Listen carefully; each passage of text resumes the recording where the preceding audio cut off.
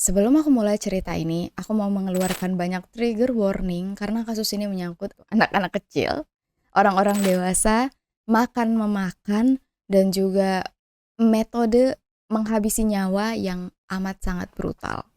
Jadi kalau kalian suka nonton sambil makan, untuk video ini jangan ditonton sambil makan. Berhubungan juga dengan pemerkosaan, jadi kalau misalnya hal-hal seperti ini bisa men-trigger kalian, silakan di skip video ini, video lanjutnya aja yang kalian nonton, atau video-video sebelumnya yang belum kalian tonton, boleh banget, itu ada 600 video lebih. Karena aku sendiri jujur kena mental dan bingung, ini gimana ya cara nyeritainnya, dan untuk dihafalin itu lumayan. Amira, kenapa kamu menghafalkan hal-hal seperti ini? Nah, di tahun 2020 lalu, kalian sempat inget nggak sih ada thread di Twitter yang viral yang nanya, pernah seberapa miskin kalian? Dan di situ ada banyak banget cerita orang-orang yang sangat mengharukan, yang bikin kita sadar, kita tuh nggak boleh sering-sering ngeluh. Kalau punya lebih, please sering-sering sedekah. Terus jangan pernah nyanyain makanan. Sama halnya ada banyak orang yang hidupnya jauh lebih bahagia, ada banyak orang yang juga jauh lebih kesusahan daripada kita. Dan di video kali ini kita akan membahas tentang pemberantai dari Rusia yang bernama Andrei Romanovich Chikatilo. Di awal cerita kalian pasti bakal iba dan sedih banget denger gimana kisah hidup dia. Apalagi latar belakangnya tentang peperangan yang bikin aku kembali sedih kalau ingat apa yang terjadi di Palestina sekarang. Yang bahkan bukan perang tapi genosida. So ya, tanpa berlama-lama, langsung aja kita masuk ke cerita. Welcome to Ruang Gelap.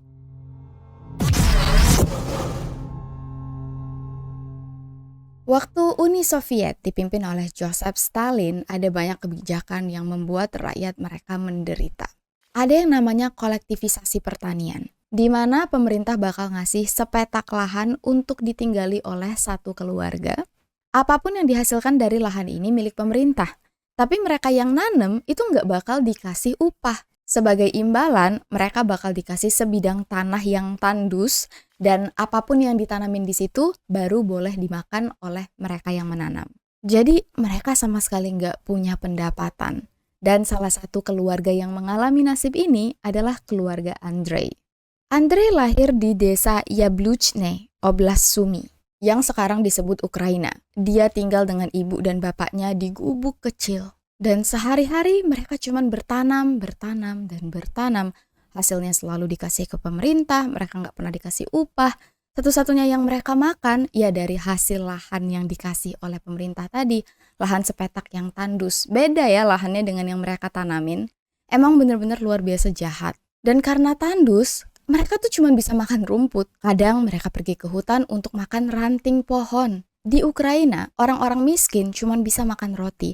Tapi Andrei baru bisa makan roti waktu udah berusia 12 tahun. So kalian bisa bayangin seberapa miskinnya keluarga Andrei waktu itu. Kadang mereka gak bisa makan sama sekali. Dan malam-malam saat perutnya bunyi, ibunya ngomong, Andrei, kamu itu harus bersyukur. Kamu tahu gak? Dulu itu kamu pernah punya kakak laki-laki, tapi kakak kamu sudah meninggal. Suatu hari kakak kamu diculik oleh tetangga sebelah dan dimakan. Sebenarnya nggak ada yang tahu ini cerita nyata yang asli beneran atau enggak. Mungkin ini akal-akalan ibunya supaya si Andrei ini bersyukur kamu tuh masih hidup dan gak diculik sama orang. Tapi kalian bayangin rasa trauma anak kecil umur 6 tahun waktu diceritain hal-hal mengerikan kayak gini? Karena gak punya gizi yang bagus, Andrei menderita semacam busung lapar. Jadi di bagian perut, terus kakinya itu agak sedikit bengkak, sedangkan badannya yang lain itu kurus ceking. Masa kecilnya diliputi oleh kemiskinan, ejekan, kelaparan, dan peperangan.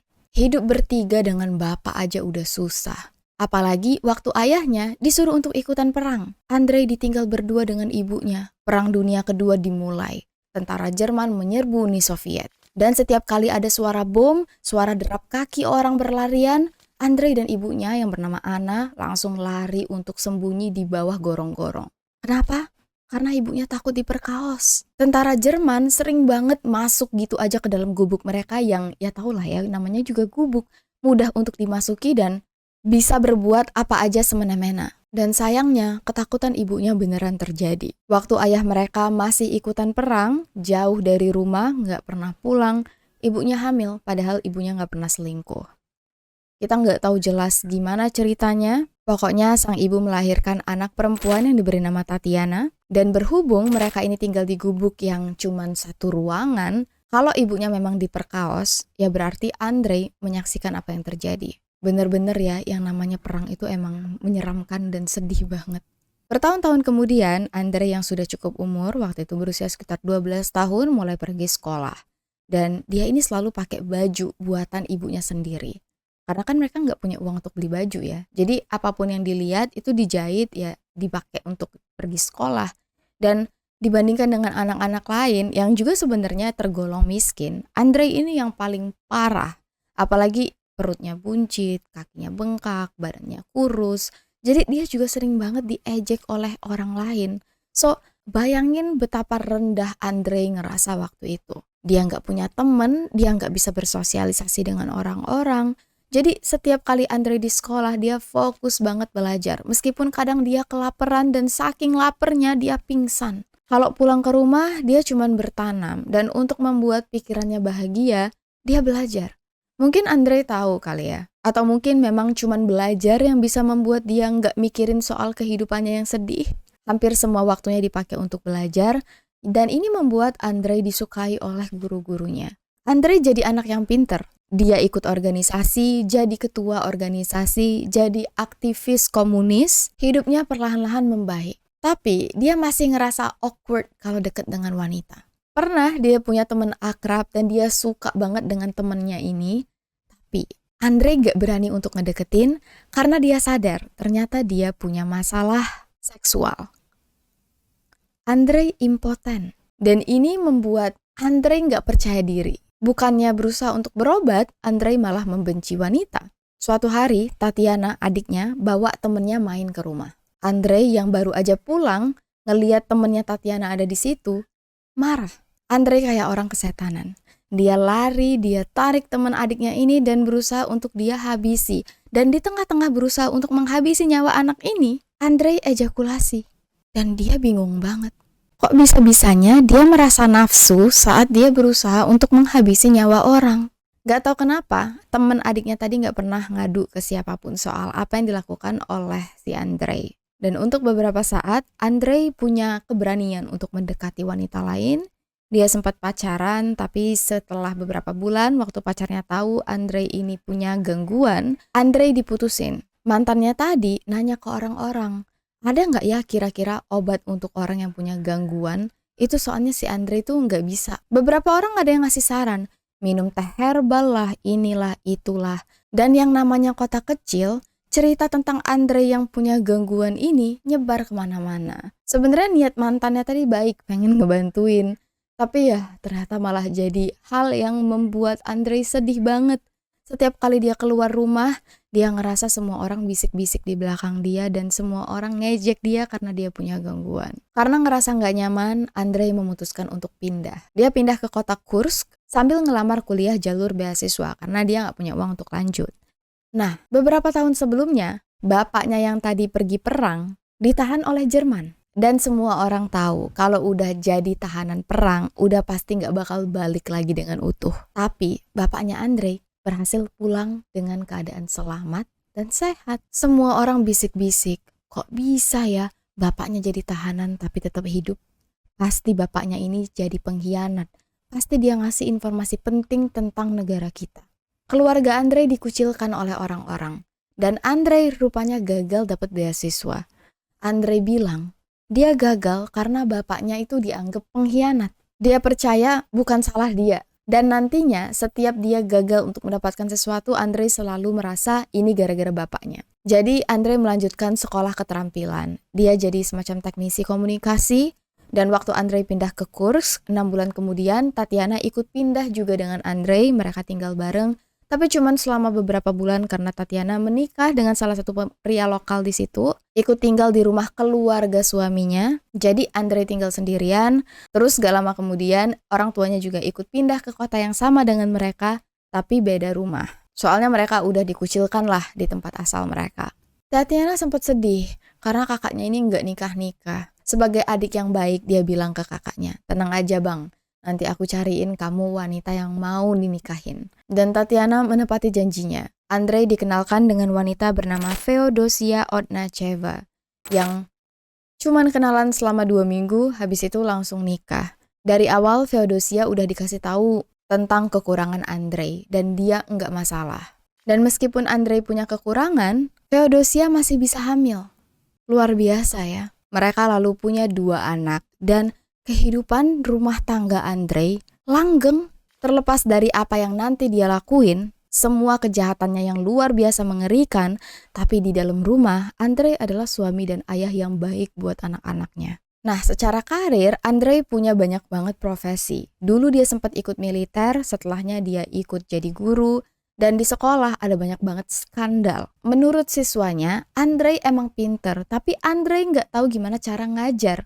Jadi banyak siswa tuh yang kadang nggak ngerti Andrei tuh ngajarin apa. Dan karena di sekolah Andrei bertemu dengan banyak remaja, anak-anak berusia 10-16 tahun, Andrei mulai punya perasaan dan menyadari bahwa dia adalah predator anak-anak. Beberapa kali Andrei ketahuan melakukan pelecehan, masuk ke dalam kolam renang anak perempuan, dan yang paling parah, sekolah tempat dia ngajar itu ada asrama. Anak-anaknya tinggal di asrama. Si Andrei ini sering memanfaatkan kesempatan. Kalau lagi patroli untuk ngecek anak-anak udah tidur atau belum, dia sering masuk diam-diam ke dalam kamar, sembunyi dalam lemari untuk ngintip. Bayangin kalau kalian tinggal di asrama dan kalian nggak tahu di dalam lemari kalian ada guru kalian yang lagi duduk sambil ngintipin kalian ngapain. Ngeri banget gak sih? Dan beberapa kali ketahuan, tapi butuh banyak siswa yang bersuara baru Andrei dipecat. Setelah Andrei dipecat, dia ngelamar lagi ke sekolah lain dan diterima. Andrei sempat jadi guru di 3 sekolah. Semuanya selalu dipecat karena berskandal punya masalah. Andrei bingung dia harus meluapkan hasratnya kemana. Mulailah dia pergi ke toilet umum. Sering banget ngintip di sini. Dan Andrei juga mulai benci dengan anak-anak. Waktu di sekolah, dia sering ngeliat banyak siswa yang melakukan hal-hal yang bahkan dia tidak bisa lakukan di usianya yang berusia 30 tahun. Dan ini membuat dia marah. Anak-anak aja bisa, kenapa aku tidak bisa? Plus, Andrei juga sadar, dia nggak tertarik dengan wanita aja, dia juga tertarik dengan laki-laki.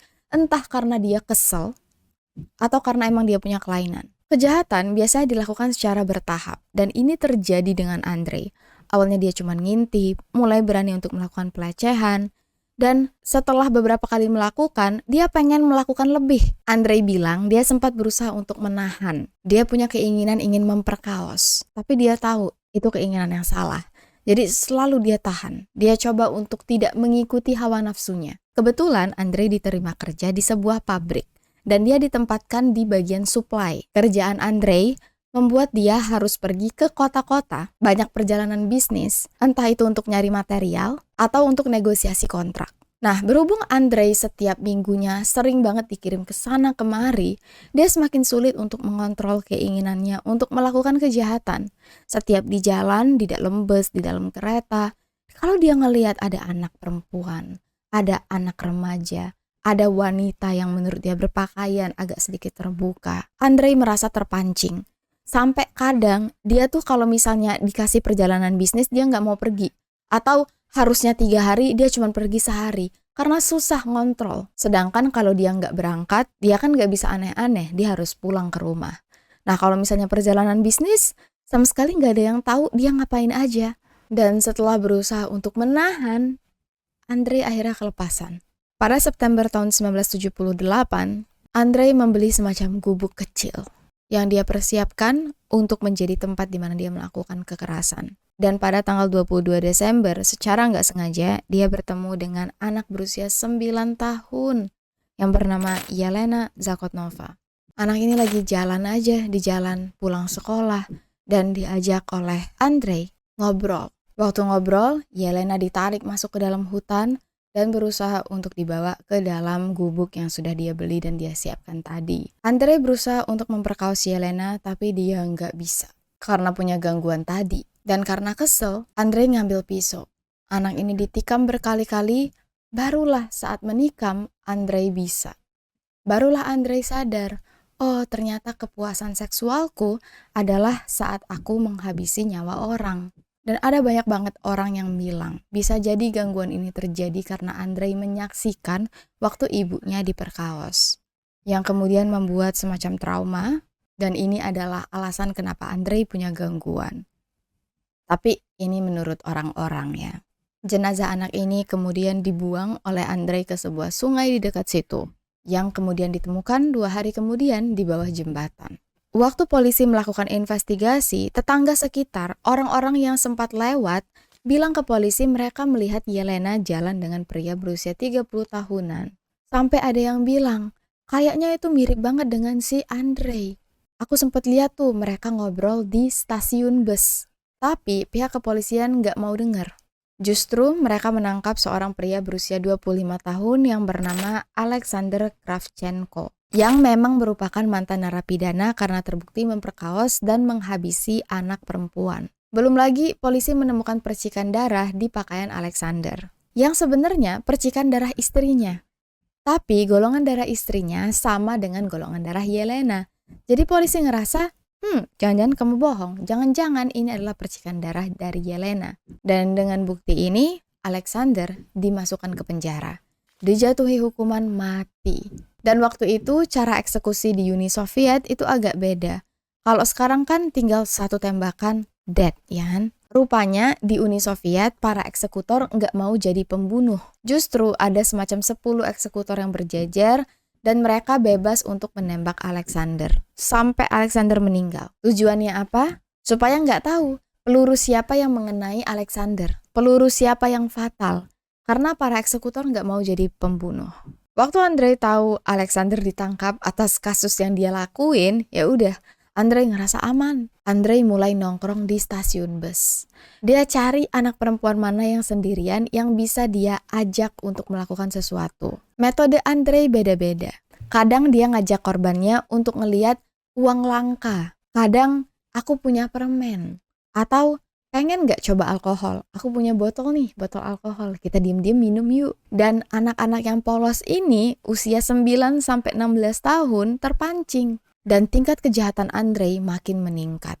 Yang awalnya menusuk, sekarang udah sampai membelek. Bahkan beberapa korban dipotong tapi nggak pakai pisau, pakai gigi Andrei. Aku nggak sanggup untuk ceritain di sini karena brutal banget. Dan nggak tahu dari mana Andrei denger cerita. Katanya mata kita ini bisa merekam kejadian terakhir kita sebelum meninggal. Rekamannya bisa ditonton oleh dokter.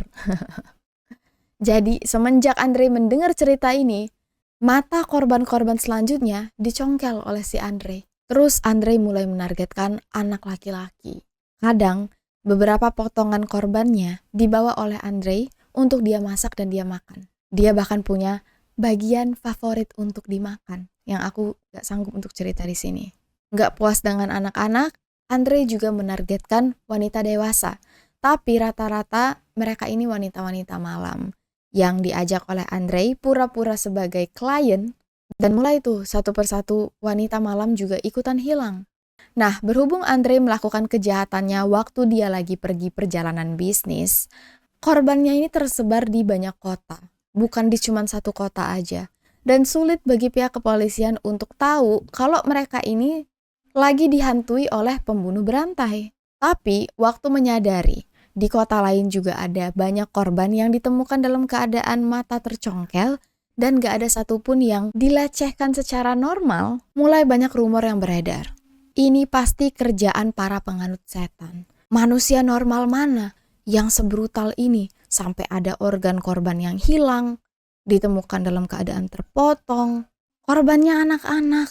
Banyak juga yang percaya ini pasti pekerjaan pembunuh berantai. Tapi pihak kepolisian Uni Soviet waktu itu nggak mau mengakui. Mereka nggak percaya. Ini pasti kerjaan orang lain. Pasti pelakunya beda-beda. Yang namanya pembunuh berantai itu cuma ada di Amerika. Nggak mungkin di tempat kita ada. Mulai tuh pihak kepolisian melakukan cek. Tersangka utama mereka adalah para narapidana yang sudah dibebaskan dan punya catatan pelecehan serta pembunuhan terhadap anak-anak di bawah umur.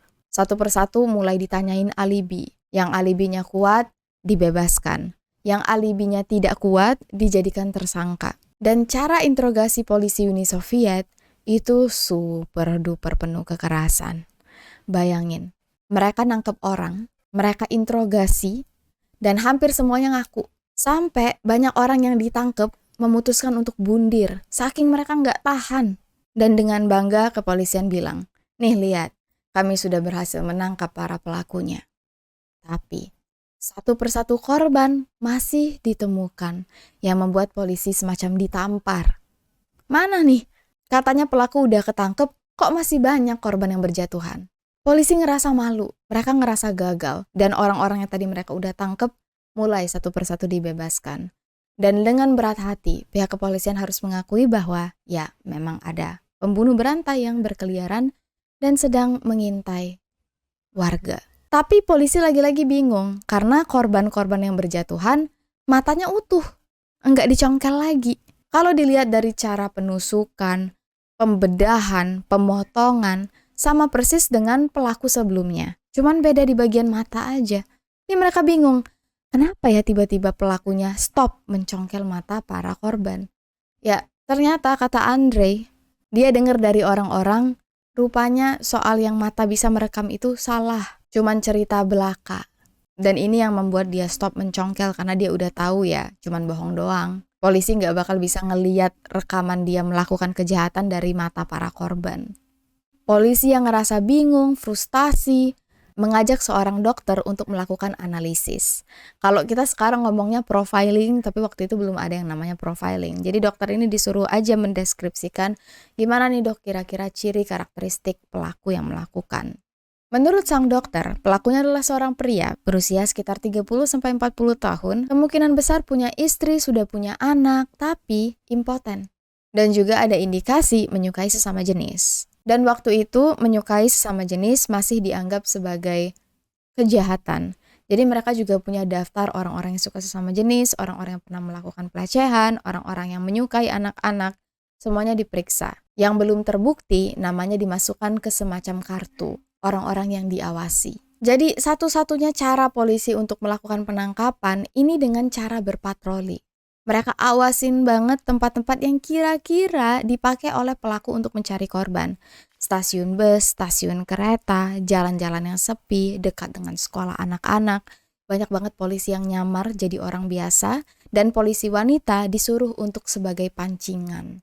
Suatu hari, Andre masuk ke dalam bus, dan di dalam bus itu ada polisi yang lagi nyamar. Polisi ini ngeliatin, si Andre berusaha ngobrol dengan beberapa wanita. Gak cuman berusaha ngobrol, tapi Andre berusaha untuk memuaskan dirinya sendiri. Secara umum, polisi yang nyamar langsung nangkep Andre.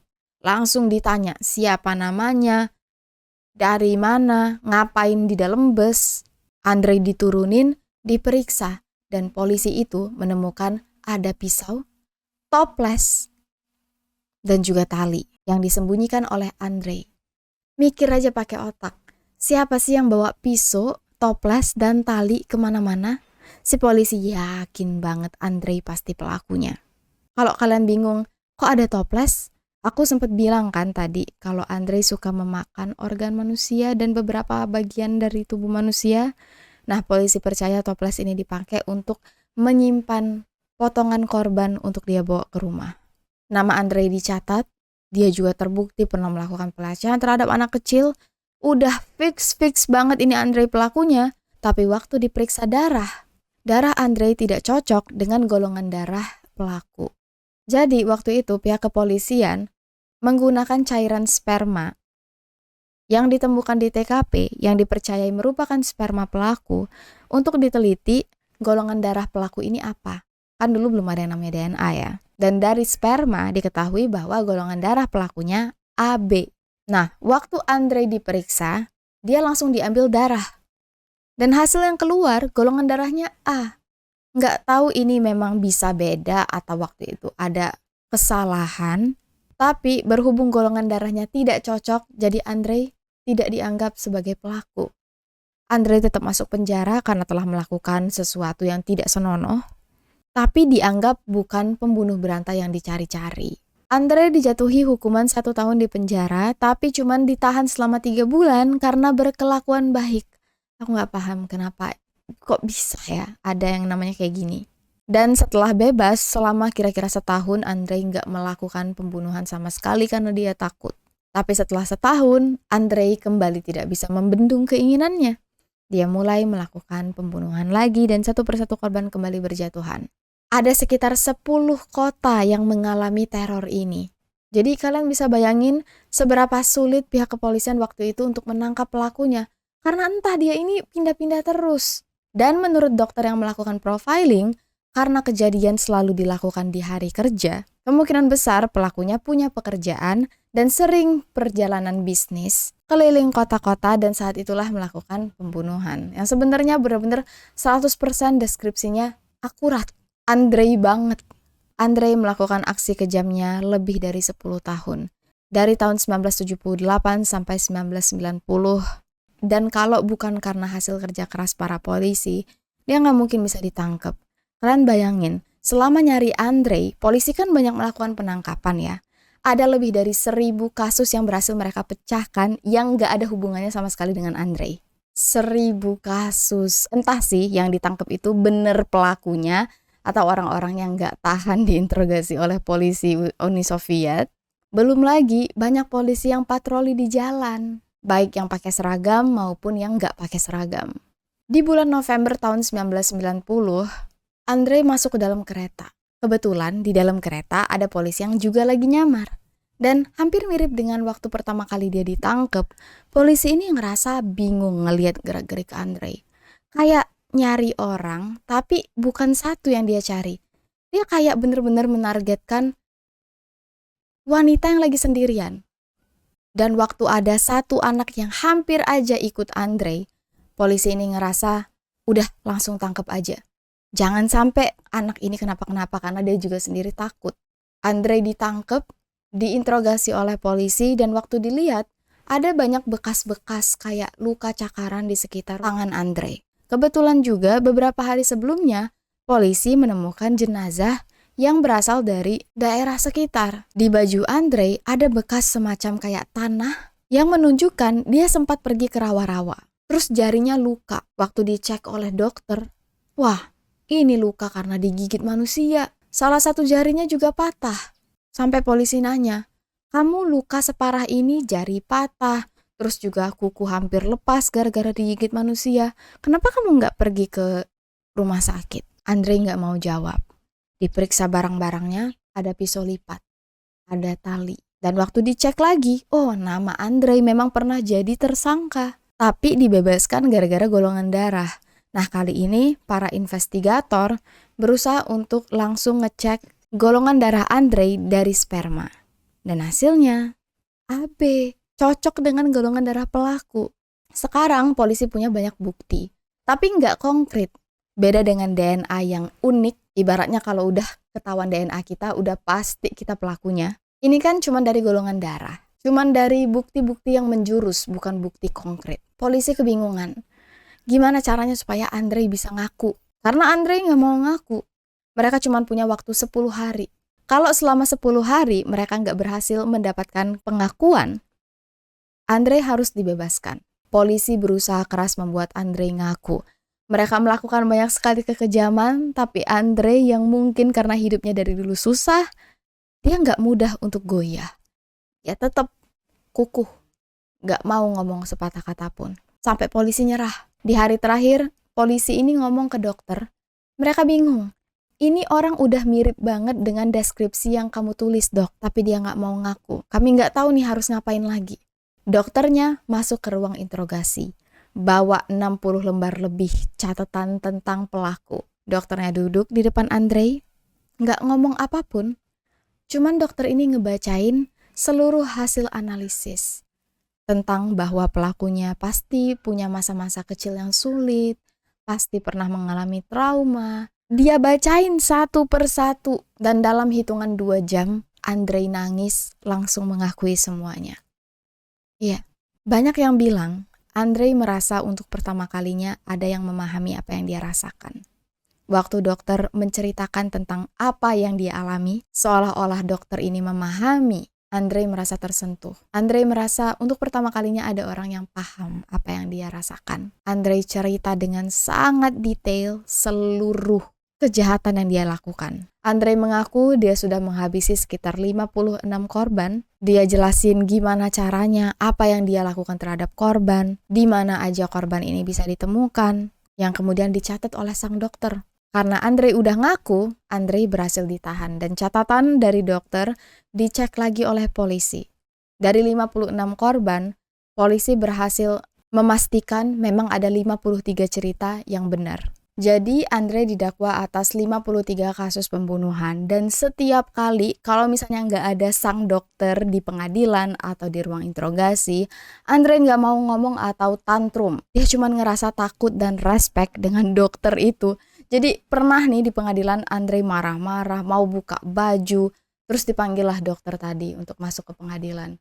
Andre langsung diem. Jadi ini tuh sebuah dinamika yang kayak aneh dan gak bisa dijelaskan, tapi menurut orang-orang, Andre punya rasa bonding secara emosional dengan dokter ini, yang membuat dia jadi gak berani aneh-aneh saat ada dokter di ruangan yang sama dengan dia. Tapi khusus untuk dokter ini aja ya.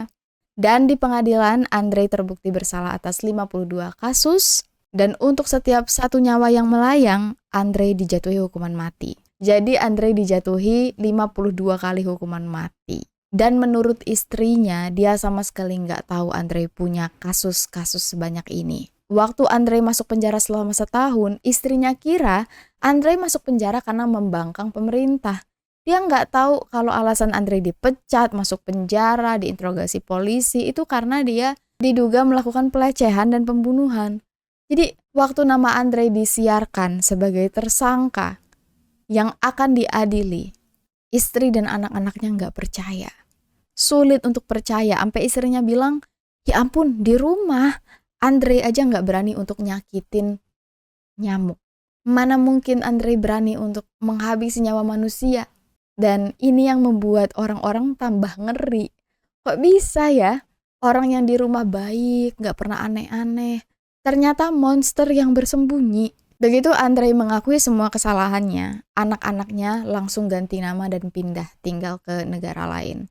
Begitu juga dengan istrinya. Bisa dibilang Andre adalah pembunuh berantai pertama di Uni Soviet atau di Rusia, dan yang nantinya akan menginspirasi penjahat-penjahat lain. Kalian pernah dengar nama chessboard killer? Pelaku yang menghabisi korbannya sesuai dengan berapa petak yang ada di catur?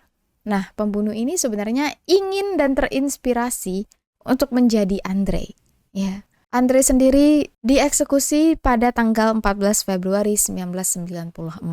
Dan itulah kisahnya.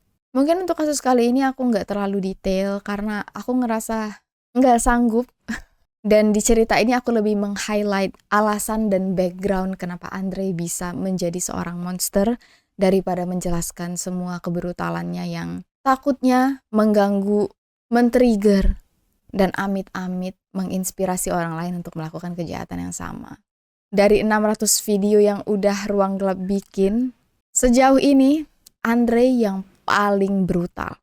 Ada juga yang bilang bisa jadi Andre bener-bener kayak otaknya tuh sengklek, karena otaknya emang gak berkembang. Dari kecil dia gak punya gizi yang cukup untuk membuat dia berpikir secara normal. Kekurangan nutrisi, latar belakang yang selalu diejek, trauma, berkumpul menjadi satu dan membuat semacam ada bom di dalam tubuh Andre. Ya, dan sampai di situ dulu cerita kita pada kali ini. Lebih dan kurang aku mohon maaf dan seperti biasa terima kasih banyak untuk kalian yang sudah mengikuti Ruang Gelap, yang sudah selalu support Ruang Gelap. Dan ternyata udah banyak juga ya subscribers Ruang Gelap yang follow aku di TikTok. Untuk yang belum silahkan banget buat follow di Amira Fauza, A-nya double. And I'll see you guys very, very soon in the next video. Please, please, please, please stay safe. Take care and stay alive.